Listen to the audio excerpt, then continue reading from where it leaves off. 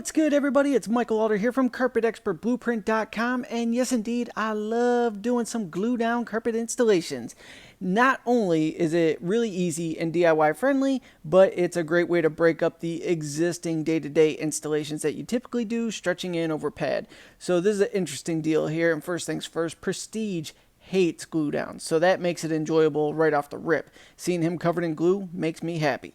But now, if you look on the walls there's actually carpet base on these walls already from the previous install, and thankfully we were able to talk the owner into switching that out when it was all said and done. But they had carpet base hung with no binding. It was kind of a choppy, hot mess, so we were able to sell them on some vinyl base when it was all said and done. I'll have a follow-up video on that tomorrow. But if you're a DIY type person, you want to slap in some commercial glue down carpet yourself, here's how you get down. Unroll the piece, slide it over so it fits the room. Go ahead and get it all structured and loose laid in, then fold one side over, glue all that down, drop the carpet back in it, then fold the other side over. You see what we're doing here. You know what it is. Glue the other side, then go ahead and drop the carpet in. Now, in this particular scenario, we have a seam going down this wall. So we're going to go ahead and get it all lined up. I'm going to start cutting the seam while Prestige starts gluing in the fill area for me there. And I do a double cut on it, which is a total heck move, but it works fantastic in my world. So as he glues that in, I'm going to go ahead and cut the 4-foot fill piece for the first section there. I'm going to go ahead and get it lined up, and I'm going to show you a trick on how to cut that in if you've never done that before, and just use some seam sealer to make sure that seam does not run all over the place on you. So I got the 18-foot by 4-foot fill first phase laid in. I'm double cutting through both pieces there. That's that hack move I was telling you about. Just make sure you have a super sharp blade while you do it so you don't get runners everywhere.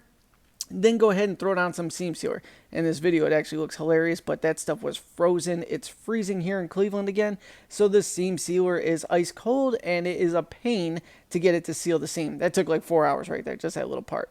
Then you just go ahead and put it all together there, tap it together with your kicker. If you have any bumps in it or any gaps or anything, just tap them in. Move it in together with a tractor, and you're good to go. And here is the second piece getting cut in right now. Same exact scenario. Cut through both pieces of carpet there. Remove the underlaying piece. And be careful with that since it's already glued in. You can get glue everywhere if you don't know how to be strategic and roll that out. And then just go ahead, be sure to seal the seam in these scenarios because they will fray and fuzz everywhere. Or if you just don't care, roll with it, man. Go ahead and go. But seal the seam all the way down. Drop the carpet into it. Make sure you get the right amount of butter on those edges when you put it together so you won't get any fuzzies or runners when the vacuum catches it. And then you will be ready to rock. See, we're just folding that in. Getting it all to blend. If you get any little gaps, you could just go ahead and take your knee kicker, tap it together, use your tractor to blend it in. Here's the cross seam between the two pieces. Once I have both of my main shots down, I'm just going to double cut that cross seam. Same scenario I've been showing you, and now we got to trim this in. So just run down the wall with a stair tool, a hammer, the butt of a knife, anything to go ahead and get a nice edge on it, and then just run down with your blade because we don't care about it. There's no baseboards here, so you don't have to worry about damaging the walls. As always, I truly appreciate you tuning in. Thank you so much, and I'll connect with you on the next video.